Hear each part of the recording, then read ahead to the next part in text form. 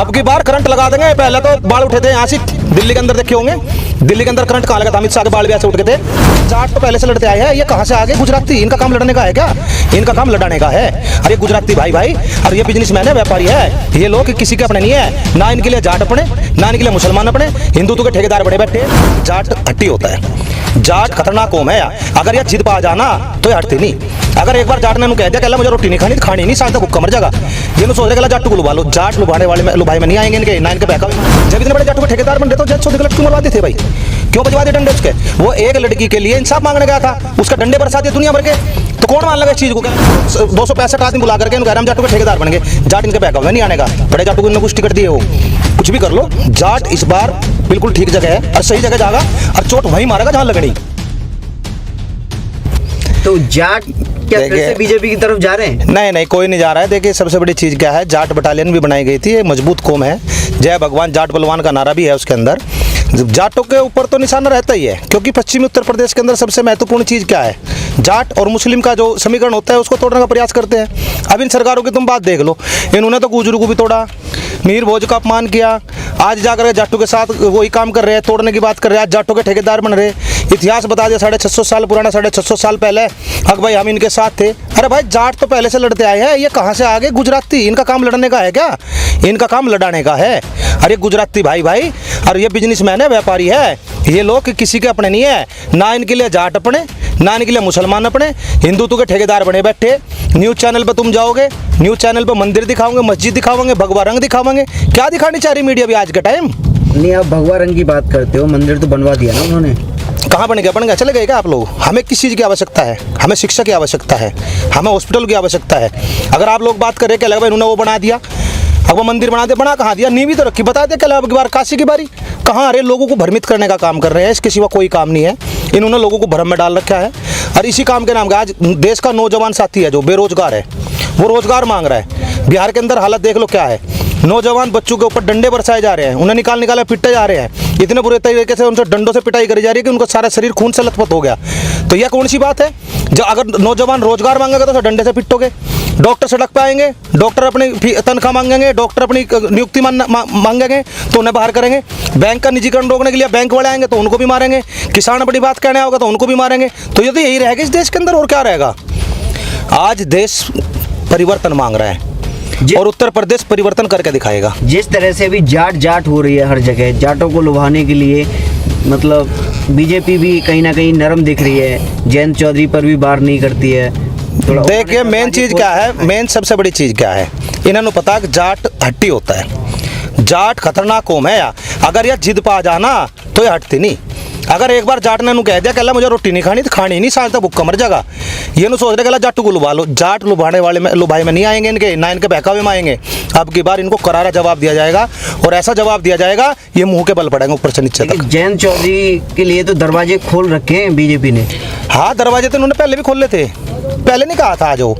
हमें एक बात बताओ, इनके ऊपर विश्वास कैसे कर ले? नहीं, चुनावों के बाद भी वो इन पे विश्वास कैसे कर ले? हमें एक बात बताओ, जब इन्होंने पहले कहा था जाट आरक्षण मिलेगा, मोदी ने कहा था मैंने जाटों को नमक खा रखा, तो उस दिन आरक्षण नहीं दिया।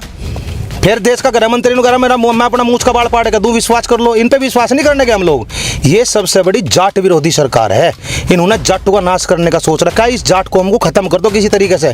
ऐसे पहले आंदोलन में खत्म करने का प्रयास करा, उसके बाद जाकर जब इतने बड़े जाटों के ठेकेदार बन रहे तो जयंत चौधरी गलत क्यों मरवाते थे भाई? क्यों बजवा दिए डंडे उसके? वो एक लड़की के लिए इंसाफ मांगने गया था, उसका डंडे बरसा दिए दुनिया भर के। तो कौन मान लगा इस चीज़ को? कहला जाटू की थी, आज जाट याद आ रहे हैं, थोड़े दिन में गुज्जर याद आओगे इनको, क्योंकि गुज्जरू का भी महिर भोज का अपमान किया इन लोगों ने।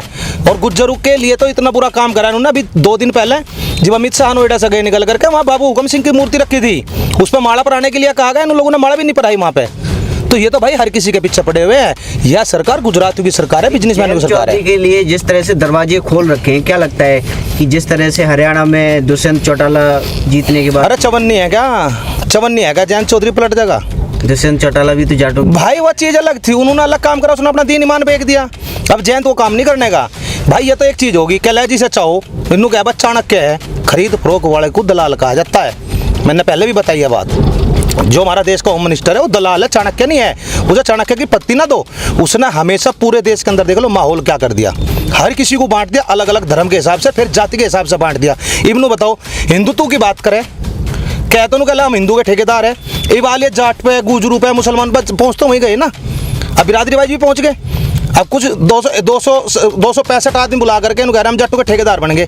जाट इनके बैकअप में नहीं आने का, बड़े जाटों को इन्होंने कुछ टिकट दिए हो, कुछ भी कर लो, जाट इस बार बिल्कुल ठीक जगह है और सही जगह जाएगा और चोट वहीं मारेगा जहाँ लगनी। अब की बार करंट लगा देंगे। पहले तो बाढ़ उठे थे यहाँ से, दिल्ली के अंदर देखे होंगे, दिल्ली के अंदर करंट कहाँ लगा था, अमित शाह के बाढ़ भी ऐसे उठ गए थे और वे बाढ़ दबाने के लिए पूरी दिल्ली को आग के हवाले कर दिया था। अब की बार उत्तर प्रदेश की जनता तय करेगी कि इनको कैसा जवाब मिलेगा।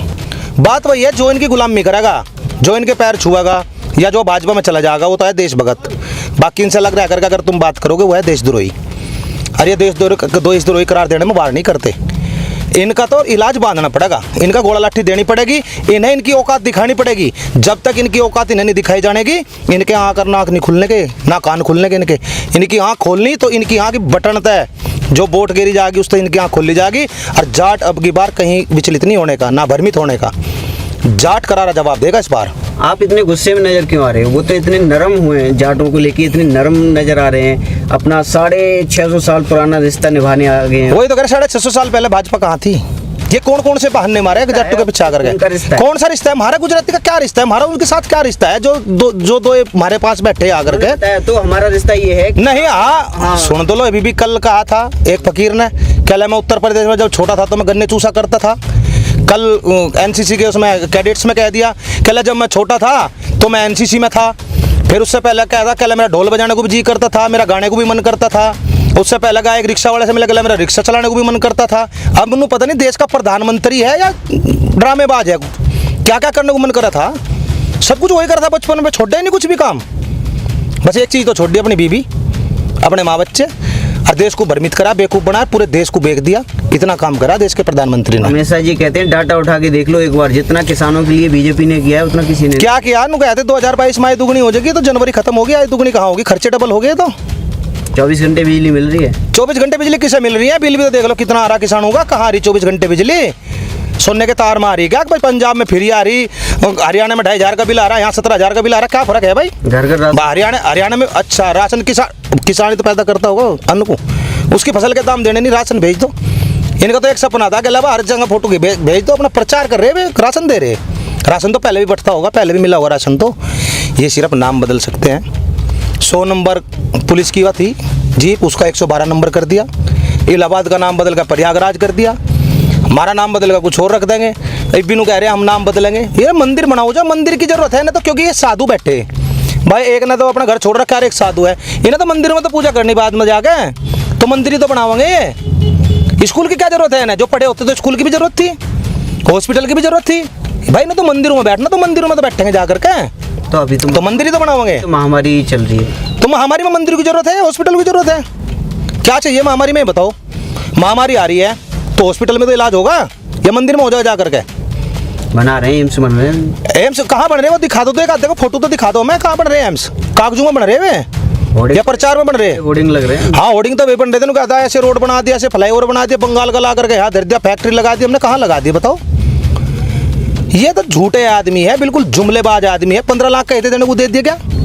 नहीं आए ना किसी खाते में, कहला जुमला था। एक किसानों के लिए भी इतना शोषण करा, जिब्बी को कहला बिल नहीं हटेंगे, बिल्कुल नहीं हटेंगे, फिर हट भी गए वे। लेकिन कुछ बीजेपी के नेता ये किसान आंदोलन को लेके ये बोलते हैं ये बात तो पुरानी हो गई, ये भूल जानी चाहिए। कौन सी चीज़ को? किसान आंदोलन। अगर किसी आदमी ने हमारे बाप को मार दिया हम कैसे भूल जाएंगे भाई? किसी आदमी ने हमारे पर डंडे बरसा दिए हम कैसे भूल जाएंगे?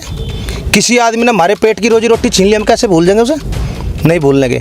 यूँ किसान भूलने वाला नहीं है। माफी मांग तो ली। किसान भूलने वाला नहीं है। किसान वो आदमी है 1 साल पीछे भी बदला ले लेता है, 10 साल पीछे बदला लेगा, 100 साल पीछे बदला लेगा। माफी मांग तो ली। माफी मांगना, अगर मैं मर्डर करके तुम्हारा माफी मांग लूँ, माफ कर दोगे? लाओ मैं 4 कत्ल करके माफी मांग लूँ, जो मुझसे गलती होगी क्या कोर्ट मुझे माफ कर देगा? नहीं, वो माफी मांगी, समझा नहीं पाए, आप समझ नहीं पाए। उनकी तपस्या में कमी रहेगी ना, उन्होंने तपस्या ठीक नहीं करी ना। मोदी जी रोके तो कहते शायद मेरी तपस्या में कुछ कमी रहेगी, तो मोदी तपस्या और करो, तपस्या में कमी तो रहेगी, क्योंकि जब तक नीयत साफ नहीं होनेगी तब तक तो भैया कमी रहेगी। क्योंकि देश का किसान इस देश की रीढ़ की हड्डी है, और रीढ़ की हड्डी में अगर बाढ़ भी आ जाए तो इंसान खड़ा नहीं हो सकता, देश तो क्या खड़ा हो जाएगा। एक ऐसा किसान ही है, जब लॉकडाउन था सारा देश बंद था, पूरी जीडीपी डाउन चली गई थी, फिर भी किसान ने अपनी फसल उगा करके देश की जीडीपी का ख्याल रखा था, पूरे देश का पेट फाड़ा था। और इस किसानों को बर्बाद करने के लिए जा रहे हैं। इस किसान को तबाह करना चाहते हैं। अब की बार किसान तबाह नहीं होगा, किसान इस सरकार को तबाह कर देगा।